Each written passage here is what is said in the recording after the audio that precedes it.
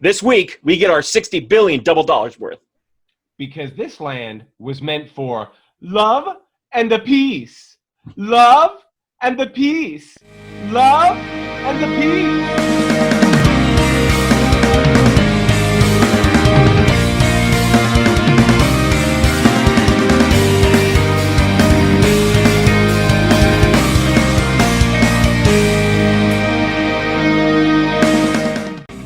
Hi, I'm Kyle.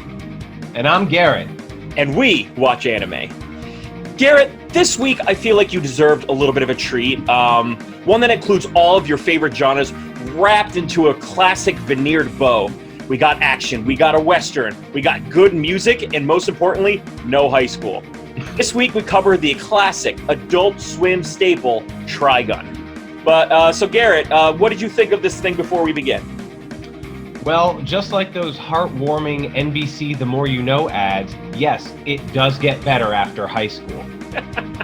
Also, we learn yet again that the more clueless a protagonist is, the more successful they will be. Exactly. It's like, you know, if you don't really think too hard about it, you'll eventually become this superhuman gunslinger. So, idiot savants. Yes, they're the best. They're, of course, the best. But before we begin, I want to make a quick plug to say that we want people to encourage you to rate and comment on our podcast pages. It's the way that it'll list our podcast up higher. And we want more people to have eyes and ears on the podcast. So thank you in advance for doing that. But Garrett, once again, we are doing the Adult Swim staple Trigun.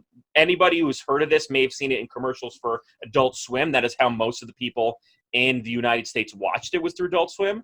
The manga came out in 1995 and it ended in 1997, with the anime running through 1998. This show meant a lot to me because growing up, before I was actually a fan of anime, I remember seeing like an older box set for Trigun in my cousin's library, and I was like, wow, that looks so cool. We got the glasses and the gun and the red trench coat and the spike hair. And that was at the time when I was spiking my hair, so I thought the spiky hair was cool. Everybody had spiky blonde hair. All the same.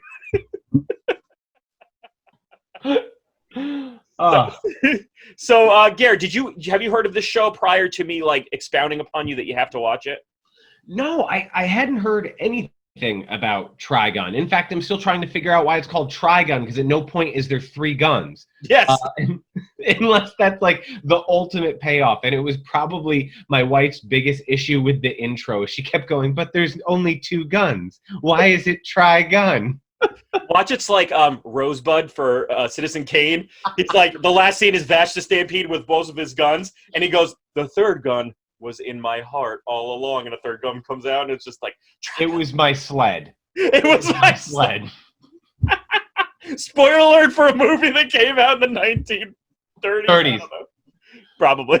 So I hadn't heard much about Trigun, and I got to be honest with you, even the idea of Adult Swim, I mean... So essentially, you know, we're of the generation where I think I kind of stopped watching Cartoon Network at, I don't know, the close of South Park, which would be what, like 10 p.m., right? 9:30, 10 p.m. And then it would kick over into Adult Swim. And did it start at 10 or 11 and it was just like 2 hours of just stuff that they could get cheaply the rights to? Yeah, usually it was Futurama, Family Guy was the staple. Like if we were watching TGIF, this is your Full House and Family Matters, and then they just rotated crap into the back 2 of it. Don't get me wrong, Perfect Strangers was a great show, so if you ever get a chance to watch it, please watch it. But this, and then after that they had their William Street shows, you know, the ones that like are really hit or miss on whether they're funny or not, like Boondock and stuff? Like Boondock, but no, well actually like Boondocks, it's like the Tim and Eric kind of shows, like that are just stupid, and like I know people I'm probably gonna get crap for this, but like I don't find that kind of humor funny, that like dry, like, you know, I have a hammer and then hold position for like 3 hours and then hope that that's funny. Like that's not my style of humor. Aqua Teen Hunger Force? Yes, exactly. It was that like Aqua Teen Hunger Force style humor. And then if you like why is there a Fry Man? Right, exactly. And like by 12:30, 1 o'clock, you were able to get like really good Japanese anime after that, and Trigun was one of them. And it usually wasn't even like the first one, so you literally had to be up till like 2 in the morning. That's like Showtime at the Apollo levels of waiting in order to get to this anime. It's when you wonder who for the past, I know he's off the air now, who for the past 20 years stayed up until 2 a.m. to watch Carson Daly. Right, exactly. Like, you're like, this guy has a show. and someone had to have. says, "Hey, did you see Carson Daly?" Like, I don't want to go down a tangent too deeply, but I just want to say I don't think you and I have ever spoken about this, but I had more dumb laughs, guffaws watching Space Ghost Coast to Coast. Mm-hmm. And that was on at like 11 or 12 on. Like there's some that like snuck by that I think were really funny. Like Metalocalypse, I thought was hysterical. You know, you and I both love that show, yes. And so I have to give William Street credit. If it wasn't for them, we wouldn't see half these shows. So for them, you know, thank you guys. I'm not gonna give you any other crud. Well, I'll accept your bad humor for the sake of getting the really good anime that I now. Oh, you're not gonna laugh at Frylock. And no, I'm saying his name again. Basically to prove that his name is not Fryman, as I said before. And I don't want anyone to give me crap and grumble at home. He doesn't even know it's Frylock. Duh, his fries are dreadlocks.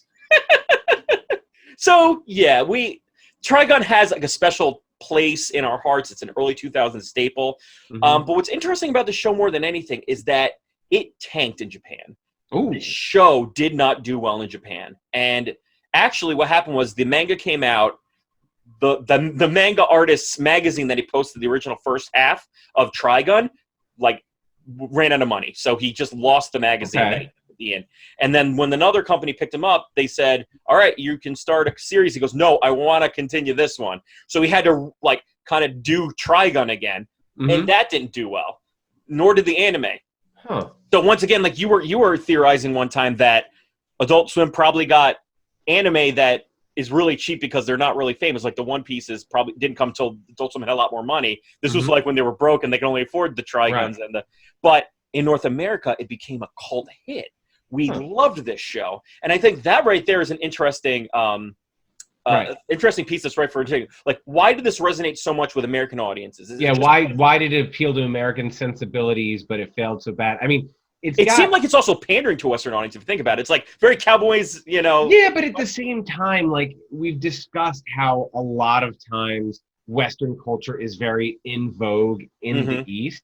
Yeah. So, like, look, there are a ton of blonde characters in anime. Right. How many blonde people are in Asia? I mean, if we're just being honest, my cousin and his children and his wife, they're all blonde, and people stop on the street and take photos of them. Yeah. Because they're blonde. So, but they put it in their anime. Mm-hmm. So in a lot of ways they emulate, or at least I think they emulate Western culture. And so you'd think that they put enough things in there that, you know. Yes, I think it's fascinating. And once again, like, I think this was like this in the Cowboy Bebops of the world, the Samurai Champloo's of the world. It hit this like college age appreciation of anime because it wasn't kiddie-ish. It wasn't like, you know, Vash the Stampede's not trying to become the Pirate King. You know, Vash the Stampede's not trying to, like, become the Hokage. Like, he's just trying to get by, and, like, people are still trying to kill him throughout that process. Yeah, he's got, like, these moral...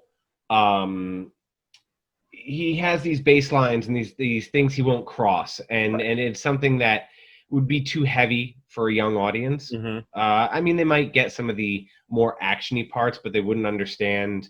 how he's a gunman who rarely pulls the trigger.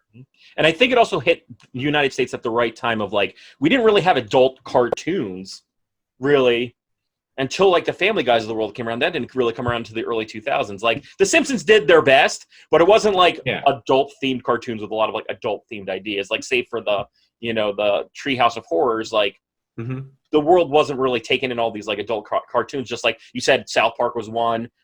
Family Guy came in, and I think anime kind of fit into that edgy cartoon, you know, tidal wave that allowed, like, the United States. Like anything, whether it be humor, whether it be violence, we let a lot more stuff go in its animation because we disassociate it from real life, and we think it's not real versus, I mean, like, you know, you can't have, like, you couldn't have George Wendt beat up a chicken and put it on television, but if Peter Griffin beats up a chicken, you can put it on television. I think we should try to get George Wendt to have a fight with a chicken at some point, you know? Norm! So, Garrett, that's a joke from a show that was, like, even too old for our time. But, Garrett, you know, just so we don't beat around the bush, what is Trigun about? What are the main characters? What are we talking about, especially the first couple episodes? All right, so Trigun follows the travels as sort of this vagabond called Vash the Stampede, or otherwise known as the Humanoid Typhoon, which is arguably the dorkiest nickname for The someone. attempts of being edgy in this show are hysterical. So, and I think that's one of them. Like, he's Vash the Stampede. That should be enough of a nickname. Oh, that's a badass name. That's a badass name. Vash the Stampede is a great name. And then he's like, but he's the Humanoid Typhoon. Like, stop. It's like when Hunter Hearst Helmsley wants to call himself the Game. It's like, no, you're fine. You're fine. Or he's like, I want to be the Cerebral Assassin. No, stop being the Cerebral Assassin. The Game is fine. Stop giving yourself nicknames. All right.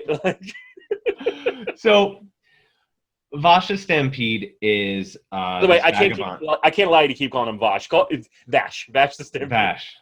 Vag the Stampede. Okay.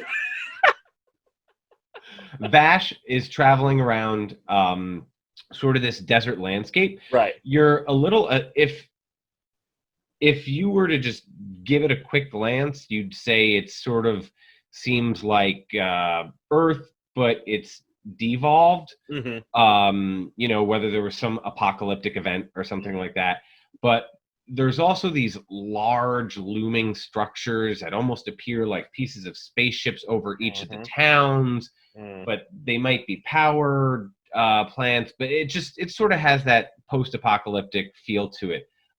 Again, heavy notes of Serenity. I mean, This came out around the same time, so late 90s. We're never going to leave high school. We're never going to leave Firefly. It's going to be like the two things that run the course in the Weeb and Noob Watch Anime podcast. Yes, absolutely. But so Vash is traveling around, and he's feared. Yeah. And the first episode is called the 60 wabillion trillion man. But no, he has a warrant and a reward on his head that is absurd. 20, 30, 40, 50 times the closest badass that is around. But when you meet him, he seems like a real heck of a nice guy. And you sort of come to find out that he's just sort of bumbling through this world, and really bad things happen around him. And he's got a great moral compass, and he wants good, but he's just sort of like, oh, bandits want to kidnap me for this, giant reward, and half the town gets blown up in the process. And it's never by him, but he's always adjacent to it, which is why he gets this reputation for being this terrible person. Is Vash comes to your town and half of it blows up, or everyone loses money, or power goes away, or whatever the travesty is, and he never directly causes it, but he's always around it, and where there's smoke there's fire, and so he gets blamed with it. And we get introduced to two other characters early on, Meryl Strife, and I think her name is Millie Thompson, but Millie. And they are essentially two insurance adjusters. They're insurance adjusters. I love that, like, the secondary characters are like Liberty Mutual staff members walking around going, can you not blow up things? Can you just, like, for the sake of our business, can you stop blowing up these towns? So this $50 billion double dollar man. They work for the Bernardelli Insurance Society. And like, there's Italians in this world? Like, what is going on? So, but through now, I watched 6 episodes. I think through nostalgia, you watched 7, 8, or 9 or something. But I think just by the right of, like, me just being up during adult time, I've seen this series like several times through, so I know everything happens. Okay. So these characters are hunting for Vash not because they want to arrest him or because they want the reward, but because their company is losing so much money by paying out. Now, remember how I described this world: post-apocalyptic. Everyone lives in immense poverty, and yet they still all manage to have insurance policies. Right? It's Vash insurance. You need Stampede insurance. And I think what's interesting about this show as well is the first thing I wanted to bring up is that you brought up the post-apocalyptic world, and you'll notice a lot of shows, like even Dragon Ball Z, like one of the more famous shows, all the fights happen in, like, rocky deserts. And I want to say that's because animation was expensive then, and so you had to pick like easy set pieces. Easy set pieces. That's what I think. Like Fist of the North Star. I'm thinking of. I'm thinking of Dragon Ball Z. I'm thinking of this show. I'm thinking of a lot of shows that existed, like even Cowboy Bebop. Right? Like there were some really good set pieces, but a lot of it was set in like deserts and stuff like that. So I think there was a lot of inclination to just save money to get these set pieces to work, and I just think that and they just kind of modeled the story after it. Yep. The second thing is Vash the Stampede, as you said, has a moral compass, and just for those out there, just to get some clarification, it's very specific, is that he will not kill someone. And this is to kind of tie into another thing that we talked about in a previous show during Kakegurui when we talked about the OP character. Right. He is an OP character. Right? Gotcha. He doesn't seem like it because he's always bumbling and stumbling and all that stuff, but he's very competent. Like he's able to shoot like a mechanized drill bit, shooting at a group of people with 5 bullets and able to push it away. Right. Like he's very competent with his gun, and he's very easy at evading attacks. He's very overpowered. But the way you kind of hold back an OP character like this, one of the ways you do it is by giving him really hard restrictions. Right. His restriction is he can't kill anyone. Right. Everybody wants to murder him, but he can't kill anybody. Another show that does this called Rurouni Kenshin, which I think you and I will watch as well because it's another Adult Swim show. But that's generally what you're going to find with Vash is like a character that tries to do this, but it's been poked fun of recently because he fails. Is Batman, because he actually kills everyone, even though he vows to never kill anyone. Just like the College Humor version of it, where he's like he throws a batarang and goes like right through the guy's eye. He's like, he's asleep. He's sleeping. What are you talking about? I punch him. You guys falls asleep. Like that kind of stuff. And I think another thing that, like, why I was hoping you'd get a little further in the show, and I'm glad you did, is I hated, for me, what I was like, I wanted him to kind of get away from really quickly was, is he Vash or not? Is he not Vash? Subplot that they were trying to pull that, like, for the longest time they were because Meryl and Millie didn't believe he was really Vash? Yes. I don't know if I never thought that was really a thing. I thought they were just trying to do it for that character's benefit. Right. Because later on, we sort of it sort of hints that one of those 2 insurance adjusters has a crush on him. Because numerous times, not only with her, but with a later female character, they keep saying, any man but you, because clearly they want to love this guy, but he's nothing but trouble. Right, exactly. And not only that, but like, he's also lecherous, right? He loves the ladies. He doesn't mind peeking. Like, there's an episode in which he goes to bungee cord lengths to, like, jump off of a building so he can upside down stare at a naked woman.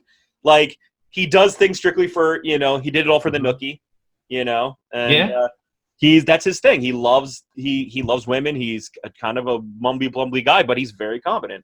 So that's kind of his thing. So, and as you said with the 6 episodes, I think it really stretched that out too far because I think I wanted you to get to a point where I'm like, this is the part of the show that Garrett's going to get, is that what you're going to find is that moral code being tested over the rest of the series.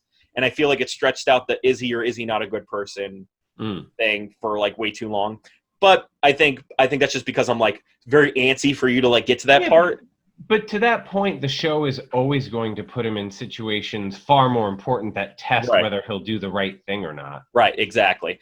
And you realize that, like, for the OP character, they'll find their way out of it. It's not like you don't think he's going to do it. It's just like, how is he going to do it? And that's usually... Yeah, he does it in a different way. He doesn't do it by going goma, flying fist. He doesn't call his attacks. He doesn't charge them. He's just a really good gunslinger. And that's his thing. So... Who, like all great OPs... has a stupid appetite immense amounts of food. At one point, they're like, how come you don't use bullets? And he said, well, for the price of a bullet, I can eat 4 hotcakes. And he's like, oh. It's true. It's the Goku made everybody a glutton track. So another thing that I thought was interesting that I thought was unnecessary, but they do anyway, is terminology in this show that I wanted to bring up with you. Like, I remember when I saw this town is 60 aisles from July. I'm like, why couldn't you just say miles? What? It's not yards, Garrett. It's yars. Well, which is, I guess, a pirate way of saying it. Like, it's 20 yards. The listeners at home and watching on YouTube are they're gonna say, all right, guys, you need to up your game on your reference Rolodex. But it's like watching Firefly when they throw in Mandarin, and you're like, is that necessary? I guess you're sort of saying that in the future it became more of a communal language, and English and Mandarin were the most important because China and U.S. But for the sake of like the show, you're like, okay, that felt weird, and I don't know how consistent you're going to be with it. Right, and it's like, it's not like it's a different language. It's not like it's easier to say because there's still L's and R's in it. Like you didn't take out any of the letters that are hard for Japan. You kept them in. You just took a little less consonants. So now you got Isles, Yars, and then like it's not just dollars, which is already hard by itself. You made it double-do-doodles. Right. and which, just to throw everyone back to our intro, the pronunciation of love and peace is spoken in direct English with a heavy, thick, barely discernible accent. So say it with this, Rabu Endo Pisu. it's 3 syllables turned to 6. And what's great is that he actually found a way of making peace mixed with love. So this is definitely a visual gag, but like you do the peace sign and then you cross your fingers and you say that's love and peace. You got both in that situation. So I don't know. Way to go, Vash. So Garrett, let's frame a little bit of the episodes, what you found out. We talked a little bit about the characters, what happened in the first 2 or 3 episodes. Let's get a sense of like what people are looking forward to with the show. Right.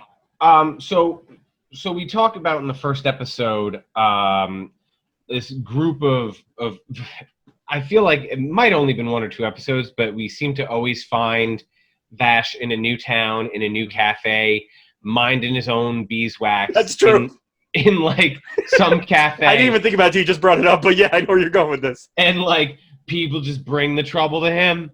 But like they do it in like the most damaging way. They're like, they couldn't just like knock in the door and say like, you're under arrest, Vash. They have to like blow up the front side of the bar to get to him. So in the first episode, when we're sort of introduced to his backstory, we don't know who Vash is. We know who Vash is. Right. There's a group of bounty hunters on the lookout for him because they want that 60 billion double dollars, son. And so they believe they've captured him, but because Vash is more of a story, and it doesn't seem like there's TV or anything that can project images like, here is your suspect or anything like that. This is what he actually looks like, yeah. No one really knows what he actually looks like. So, in fact, one of the bounty hunters is like 10 foot tall with like a mohawk. And the insurance adjusters, Millie and Meryl, they think one of them is Vash. They're like, oh, this big mohawk dude who comes to town, he looks like a bad mother. And throws a boomerang which cuts a building in half. Right. There's obviously the humanoid typhoon. Right. He also has like a cyborg arm, so it's like... Yeah. There's also another bounty hunter after him named Loose Ruth, which is the stupidest name. Oh, poor Japan! You're trying to make someone sound really cool, but he sounds like Loose Ruth. And I can imagine like an actual like if I'm imagining like before you actually tell me what the character is, it's like, "Hi, fellas, I'm Loose Ruth," and just like this like 40s cocktail waitress that always calls you hun at the diner. Like, so they make him like 80 pounds soaking wet with a 10-gallon hat and this curly Q blonde mustache.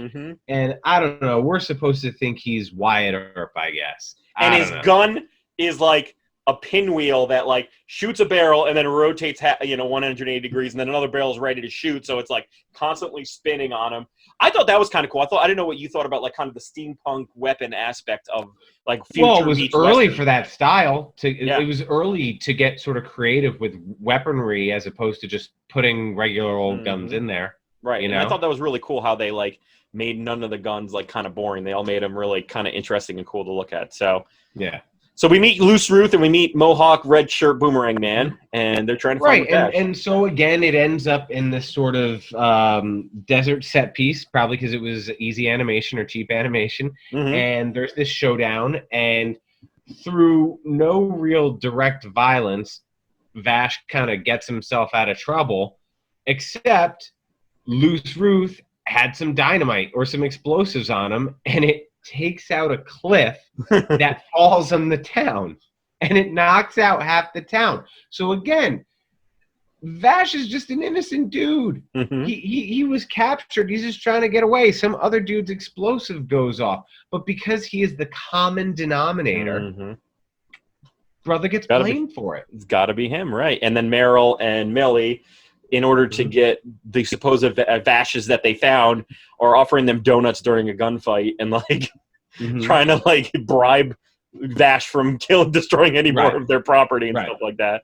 And I thought their weapons were interesting. What we found about Meryl and Millie is that, and I know for you it's like why is Millie 7 foot tall and carries like a gun that shoots like I'm gonna say like Mike's gun? Yeah, but like shoots like Christmas tree stands. Like he's like, like that was unnecessary. You don't need to do that. But I mean, it does the job and knocks people out cold. And then Meryl has like 20 guns in her like cloak. They all are single shot. Single bullet. So she's like, boom, next gun, boom, next gun, boom. And like that may look cool for the animation. Millie is following her, picking up her gun.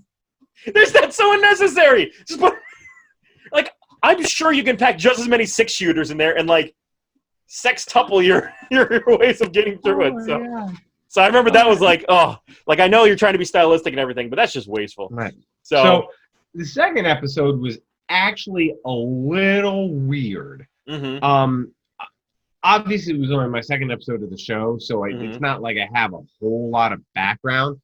So Meryl and Millie in this one are traveling through the desert, and they stop at the mansion of some local billionaire. Okay, the whole town is out of water, but they hear that this billionaire still has water, so they stop by because they're on the hunt again for Vash because somehow that guy got away that last time around, but they still don't believe that Vash is Vash. Right, exactly. Okay? They think it's someone else that they're looking for because he was so harmless and so nice, and they were like hanging by a tree, and he saved them, so it couldn't possibly be him, right? Exactly. So in the second episode, they go to this billionaire's house, and who answers the door? Blonde hair, glasses, red trench coat, Vash who's not Vash.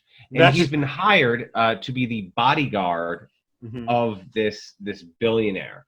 But we come to find out that he's not such a good guy. He's actually been somehow hoarding all of the town's water and putting it under his building. Now, I don't quite understand the business plan because in order to make money, you have to actually sell the product. Correct. But he's been hoarding it underneath. And I'm trying to see. There was another woman involved, his daughter, right? It was supposed to be like a business partner or like a fellow corporate goon's daughter was coming to visit because she wanted to travel around the world, and she's dressed in the like American Girl outfit and all that stuff. So she was just there visiting, and he was going to keep her safe by saying Vash was there, essentially. Yeah. And we find out that he didn't care that Vash was Vash. He just says like, "Hi, random dude that walked in the door. I'm going to say you're Vash, and that's going to be good enough for everybody, and they're all going to flee, and then that's going to be the way it works." Well, that's the beauty of legend, right? Myth can be greater than reality many times. Right. And we find out that actually the daughter is actually a bounty hunter herself. She's more of a sheriff. So she's there to like investigate and kind of ruin the deeds of the water tycoon. So it's really cool because it juxtaposes, once again, the great, shonen protagonist idea of like bumping into cruelty.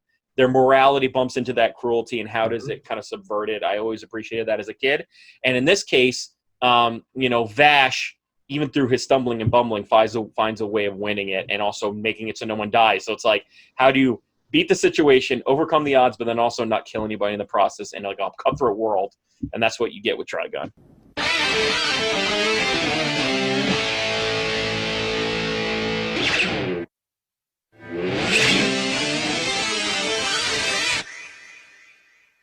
So this bad guy, Cliff Caesar, would you say that he drank that town's milkshake? I would say he drank the milkshake. And you have to do it. You have to do it like with the Daniel Day-Lewis style. You're like, I drank your milkshake, and then actually put like your finger, and then like scream in his ear, "But I drank your milkshake." But yes, he did. He drank their milkshake, and that was it for the town. And there's also like other things that you find, like a robbery in which like the idea of like the bad guy being the robbery and the good guy being the sheriff gets subverted, and that's where we get to the love and peace thing. And so for the first 3 episodes, you're kind of like growing to the idea that like Vash is a good person. The legends aren't true. Maybe he's not as good as they say he is, and it's just all true rumor. And as it got kind of that arc exposes itself, you realize, oh no, Vash is actually really strong and powerful. He just doesn't want to hurt anybody. Right. So it's a really cool show. And unfortunately, I worry that you got to a point that you're like, I hope this isn't the whole show. In fact, the show changes complete direction over the course of the rest of the season. But one thing I did want to task you with is whether or not you actually watched the dub, which you didn't, which is fine. I only watched the dub because remember this was Adult Swim. They only gave you the dubs. You didn't have like Hulu back then, which you could choose 2 separate tracks to listen to. And I got to say the dub was not bad. I would say if you were to rank, because you asked me, I think was it 2 or 3 episodes ago where you said what are the best dubs? I would say Cowboy Bebop's like the pinnacle. Full Metal Alchemist is like 1A, and then like 2- is Trigun because they're good. The mouth flaps match. The guy who plays Vash is a little too soft spoken. He kind of sounds like Michael Jackson if he had chest hair, like just like if you took like the heck is and like made a little deeper, like heck is, like that's where Vash was on the pitch and tone scale. But I also wanted to bring it up because you asked me, like, how do you know if there's going to be a good dub? And I wanted to kind of give you, like, the rules on how to know if a dub is good or if you're going to get a good dub. The first and the biggest indicator of whether or not a dub is going to be good or if you're going to get a good dub, does it have a DVD box set? That's the first thing. And is it sold in the United States? Oh, so sort of like, was it even worthy? Right. You're going to find that if the dub... Now, this only applies to old ones, though, because no one buys DVDs anymore. So. Right, correct. So that's the second thing. The second thing is, what is its age? If it's old and has a DVD box set, obviously it's going to have a good dub because you're not going to get those terrible dubs out there and they're not going to sell them in the store because, as you said, like the cost of that is way too much. So the first thing is the age of it. The first thing is does it have a DVD box set? And that's where I knew the dub was going to be good because there's no way that like my cousin who doesn't have as much interest in Japan as I did owned that unless he like wasn't turned really off. Thought it was killer. Right, really thought it, he actually thought it was really good. The third thing is the setting. If the show is based off of actual Japan, the dub is probably going to be terrible. Okay. And that is because Japan is Japan. United States cannot translate what is very obviously Japanese things into English. The streams do not cross. But if you're doing a world in which there's aisles and yars and double dollars set in a pseudo-Western world in the middle of space, the dub might not be so bad because there's nothing really to cross over. It's not like there's a lot of inside jokes. There's not a lot of slang being thrown around. So, and even then, like the vocabulary is going to be kind of universal between those two things. So those are the kind of ways that I know that you can find out whether or not they're going to be good dubs. But this, remember this was going to be a pretty decent dub, but it was, as I said, it's 2-. Another thing that I wanted you to know is what you're going to be looking forward to as you contribute, because I really do want to continue. Like, much like Assassination Nation Classroom, like these 2 episodes are me like going like, Jared, just push a little further. I think you'll like it. Is what you'll find is that Vash has a nemesis. And that nemesis' name is Millions Knives, which is the most edgelord name I've ever heard in my entire life. I was trying to think of jokes for this show of like, what's a more edgelord name than like Millions Knives? This would be like, Tank Fister or like, Dragon Breath McGovern. Like, what's a good? I couldn't think of it because nothing is more rad than the name Millions Knives. It gives you something crazy and badass, knives, and it gives you a lot of them, millions of them. Millions Knives. Great name for an antagonist. Just like Sid, like what was it? Vicious. The guy's name was actually Vicious. Yeah. Which makes me also think that is like Vince McMahon probably thought of these names like Ice Dagger. Well, keep in mind that Sid Vicious was a complete ripoff of Sid Vicious, the bassist for Sex Pistols. Sex Pistols, yeah. Right. So you meet Millions Knives, and Millions Knives hates Vash and hates his morality. And there's a reason. You'll learn about what their connection is with each other. But he really wants to, not only because he knows that Vash is powerful, he wants to destroy his morality first. He wants to make him kill and break him. He wants to break his morality. So he sends off these like goons at him, these superpowered goons at him, and they're called the Gung-Ho Guns, which is an interesting name for like we're a bunch of assassins. We're the Gung-Ho Guns. Like, and it's not as like Millions Knives was the two edgelords, so they used it all up, and they couldn't think of the name.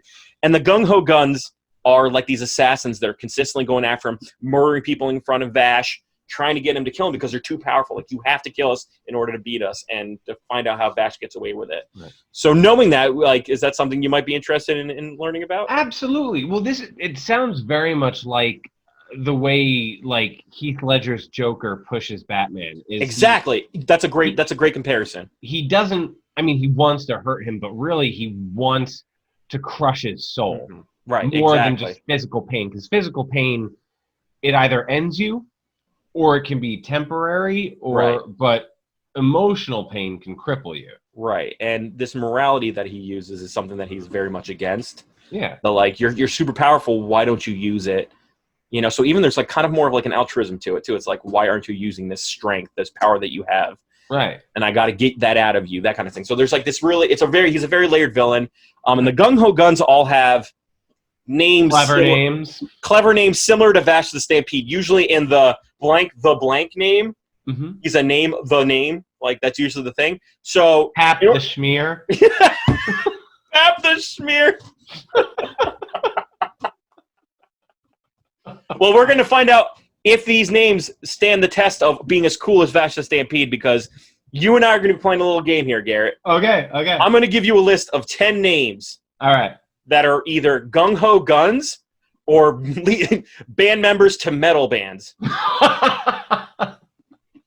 And you have to tell me whether it's, so you can either answer by saying Gung-Ho Gun or metal band member. So I actually don't know much about this band, but for the metal band member names, is it essentially Gwar?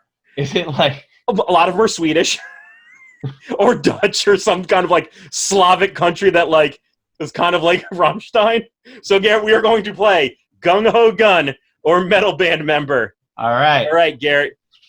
Are you ready? Yeah, I'm ready. Lay it on me. The first one is Monev the Gale. Metal band. That is a Gung-Ho Gun. And in fact, the first Gung-Ho Gun you will meet in this show. The second name, Dear the Engray.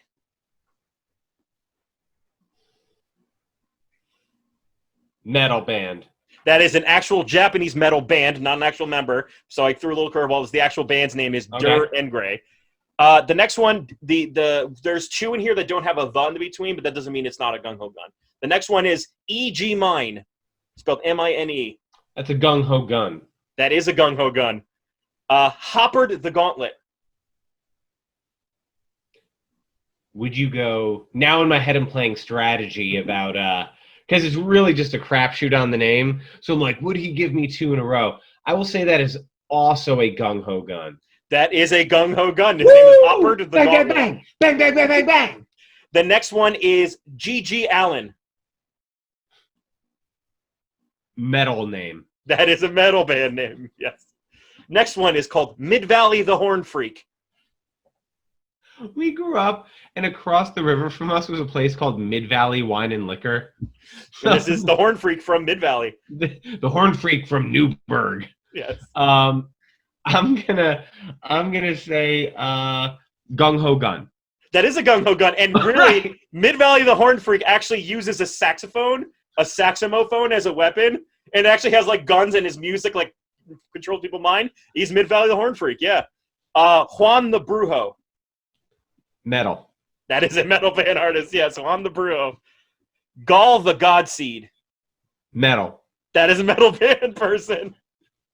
Garrett, you're killing it. Your I don't prize is know what nothing. the difference is in my brain, but something is like clicking about whether Japanese people would think it would be cool for an anime or whether some Swedish dude thinks it would be cool. The next one is Gray the Nine Lives. Gung-Ho Gun. That is a Gung-Ho Gun. Gray the Nine Lives, yes. And finally, Alindira, the Crimson Nail. I'm going to go with metal band. That is the only one of two you missed. Yes, Indira the Crimson Nail is a Gung-Ho Gun, only found in the manga, Garrett. You know what? I got to say you're ready. You're ready for the next couple episodes. That's your prize, is that you're going to be able to fully finish this show now that you know that the Gung-Ho Guns have ridiculous names. Yeah, and I'm excited for the show. I think you made a note about sort of just like the world in which it exists, and it's got a lot of things that appeal to me. You know how much I love westerns. Yes, exactly. But also they get some stuff like so right. Like there are just moments where it's like the intro scene to a town, and they just give a little pretty guitar strum, and it's in the way the music is very much what I thought would really tie you in, because it's either like that, like the theme song, which is very like, or it's like very like merengue guitar, or like that Tex-Mex style of guitar playing that you know.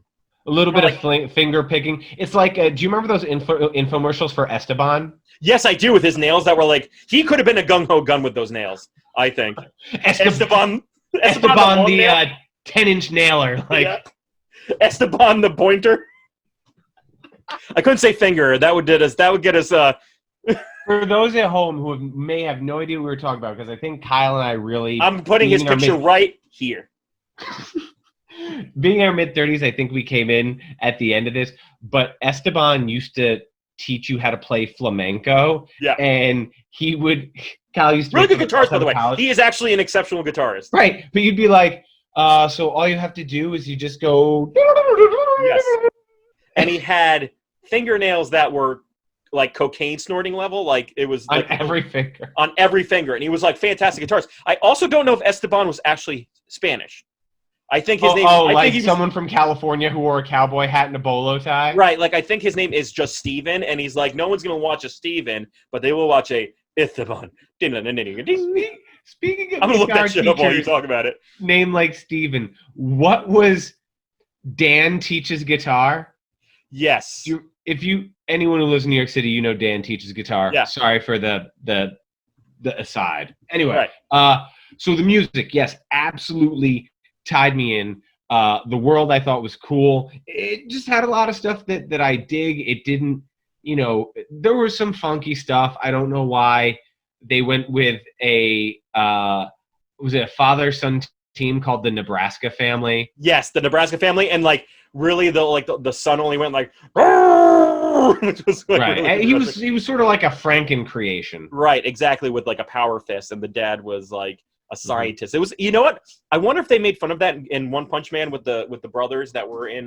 Yeah, exactly. When he like slaps the guy. I think that was like a Nebraska family tie-in from in One Punch Man. But yeah, and just so you know, for those out there who were wondering, who want some closure on Esteban, who he's actually named the Stephen Paul. He's from Pittsburgh and lived in Tempe, Arizona. So yes, Gary, you're absolutely correct. He's a white dude from Arizona who wore a bolo tie. So we have now put a closure on Esteban. Who lived in Arizona. He's from Pittsburgh. He's like, I love flamenco and Steelers football. Yeah. I love me some Ben Roethlisberger. Okay, so Garrett, so it seems like there are the flavors that you liked. It's mature. It has the Western stuff. It's got the music. It's got the pauses, which I think you and I really like, of like sitting with Vash, just sitting and looking at a glass of whiskey. Those moments of just like calm before the storm. Right. And in particular, there is a moment, we encourage each of you out there who decide to take this on, at least make it to 6. Right. Episode 6 is pivotal. It is important. It is a transitional episode away from a lot of introductory stuff and into some really more detailed and heavy stuff. And in particular, there's a moment at the end of the episode, no spoilers, no alert. Yeah. Where they are not afraid to be quiet for about 2 or 3 minutes, and that feels like forever, but I like the choice, and I think it's powerful because of it. And there's 3 points of order that really flesh out Vash, which I think whet your appetite a little bit more, finding more about him, because he's not just going to be the bumbling fool the rest of the show. He's going to actually be a hero towards the show, and this was kind of like the beginning of him dropping the veil a little bit. That kind of like, because you feel like he's playing the fool for the sake of his power, right? Like he doesn't want like anybody to know that he's actually really good at stuff, because he doesn't want people picking fights with him. He doesn't want to kill anybody. So hey, he's on a quest, I believe. Right, he is. He definitely is. So so that kind of leads us to a good question, Garrett. Would you keep watching this show now that you've seen the 6 episodes, now that you know about Millions Knives, the edgelord, and all of the great Gung-Ho Guns you're going to be learning about later?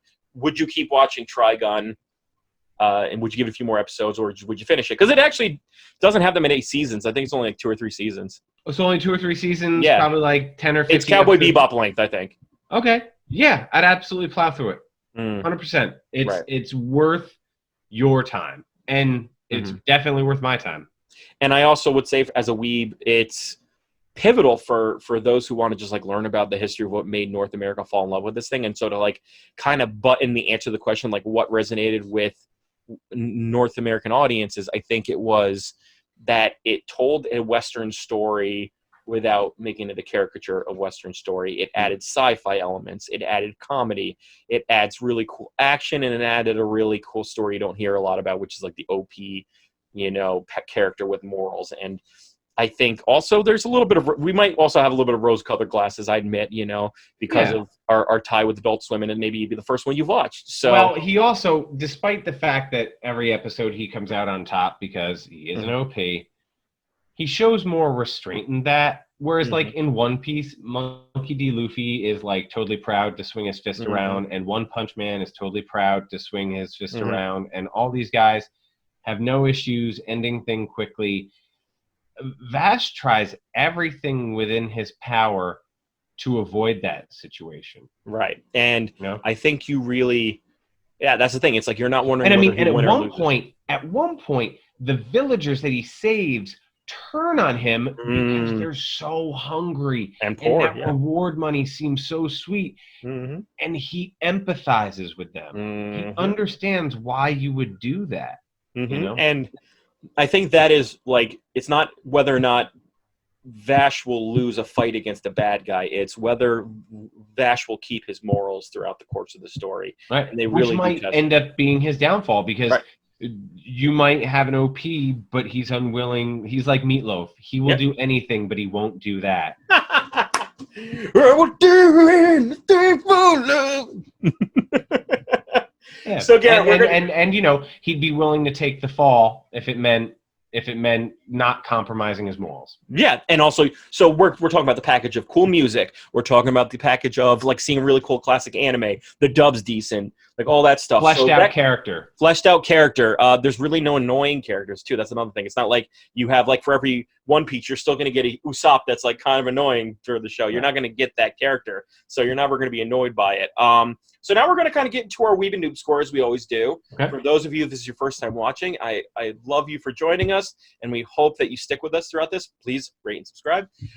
Is that the Weeb and Noob score really doesn't define its good or badness. Once again, it's to define the priority to watch now. It's to say, like, I love this thing. Should I watch it right away? Or, and I love anime, or is it I love anime and this is something that like other titles have done this, this, or it's really tough to get through. Same thing with the the Noob score is like, is it hard to get into? Are there barriers to entry? And Garrett, maybe you can dive in a little bit more if there's barriers to entry to the show. It's like for a new person, knowing that you have limited bandwidth to kind of take on this large genre, should you watch it? So for my Weeb score, I'm going to give this a 9.0. Ooh. Truly based on its classicness. I know it's hot fire, like Dylon. It spits hot fire. No, but I think really what's important, I think for you, Garrett, I love the show. It's one of the, like, I don't watch movies more than once. I've watched Trigun through 4 times. You don't watch movies more than once? I don't tend to do that. I know you're probably like, yeah, I found you, Kyle. I knew this movie you watched more than once. No, I don't tend the keyword being 10. I don't tend to like watching movies more than I once. rewatched Jurassic Park the other week for the umpteenth time, and that was fantastic. Yeah, it's a good movie. Yeah. I think for me, I like stories to give me that feeling, and I want to hold on to that feeling, right? I want to get that closure, and I want to put it away and hold on to that feeling forever. Understood. And this one was so good, you were like, nope, give it to me again. Right. And I feel like there's like little layers that I didn't catch the first time. Like I think a good story does that, and I want to learn more about everybody's backstory, what their things are. So once again, I want to get this to 9.0 for every weeb out there. Just like for your chronology of anime, this is the one that should be in your list. This is up there with Cowboy Bebop. Probably not as high as Cowboy Bebop or Samurai Champloo, but it should be in your library for sure. So Garrett, for your noob score, what do you give it? 8.5. No, I give it an 8.5. Right. It's not that I don't think it deserves a 9. I might not have gotten to where I would give it a 9. Perhaps you are wearing. I'm not gonna say you're wearing rose-colored glasses, because rose-colored glasses implies that you were romanticizing something that was never good in the first place. But it's quite clearly good in the first place. Yeah. Interesting storyline. Animation is of the time. Can't do anything about that. Try not to hold it against it. Yeah. You know, that's a little bit of a barrier to entry, I can admit. Music was really terrific. Fewer barriers to entry than a lot of other ones. I know Westerns can be tough for certain people, slower pace, whatnot. Maybe they're not interested in gunslinger stories. But for me, I really, really liked it. And I told you in sort of our pre-show brief discussion how through episodes 1, 2, and 3, I was like, okay, I could keep watching this. And after episodes 4, 5, and 6, I was like, okay, I want to watch this. And it was just sort of like a flip of, you have shown me on this journey bad things intentionally, and guess what? I didn't want to watch it again. But when we do a lot of these deep dives, people out there, I want you to know, Kyle's giving me a lot of times the best of the best. And so I'm probably going to come away with positive scores, because he's not giving me, he's giving me Metal Gear Solid. He's not giving me Siphon Filter. Even though I loved Siphon Filter. You liked shooting the taser and watching the guy like burn to a fire and burn up. Absolutely. Like, oh! That is a PlayStation original console joke, y'all. It's a good one at that. But so 8.5, I dig it. Yeah, and I'm glad you're gonna watch it, because like I think it's just like one of those things that I just want to like shoulder check you into like 9 and 10, get you to like start the whole Millions Knives saga. I think that'll like once you get towards like the end of the first season into the second season, it'll make a lot more sense and it'll be more deep and stuff like that. And I was telling myself that like I knew that when you got to 6 and you said you were at 5, I was like, just try to go a little further just for the sake of the show. And I agree. It's going to take a little bit of time to get there. You have to kind of understand where the show's going, and then once you do, it's really good. And so I appreciate you going on the journey. And as Garrett was saying, sometimes I intentionally mess with him, and other times maybe the well's going to get a little dry, and I'm going to have to just put some flaming poo on his porch and have him stomp it out on his own. Right. Otherwise, we'll be like, all right, ladies and gentlemen, this is the 15th deep dive into One Piece, and where we exclusively talk about Nami's breasts. So once again, if for Garrett, I appreciate you doing a deep dive in this show. It's one of the ones that hit to my heart as a fan, but I honestly think it's really just as important to hear your thoughts. Was Trigun one of those shows that you saw on Adult Swim that made you really like anime like it did for me? Is it one of those shows that got a little too annoying? Was it too old, too classic, and it didn't really kind of hit your taste buds? Is there other styles that are likely to do it better? Or is it something that you think deserves to be on the upper echelons of what anime has to offer? Let us know in the comments below, because we want to continue the conversation, especially for a title like this one. I also want you to subscribe to our YouTube channel, as well as rate and comment about us on our podcast page, wherever your podcasts are found. But otherwise, before we go, Garrett, do you have any closing thoughts about this? I do. I just want to say, ladies and gentlemen, boys and girls, children of all ages, if you have a nickname given to you, you're probably pretty cool. If you have a second nickname, you're a douche. Yes, and so we got Kyle the Weeb and Garrett the Noob ready to go out and get Gung-Ho Gunny with this world, and go off into the sunset by wishing you all a great week, and see you next time. Take care, guys. Bang, bang! We would like you to get gung-ho about our show by hitting that subscribe button. Show us a stampede, nay, a typhoon of suggestions below. We want to discuss your favorite anime.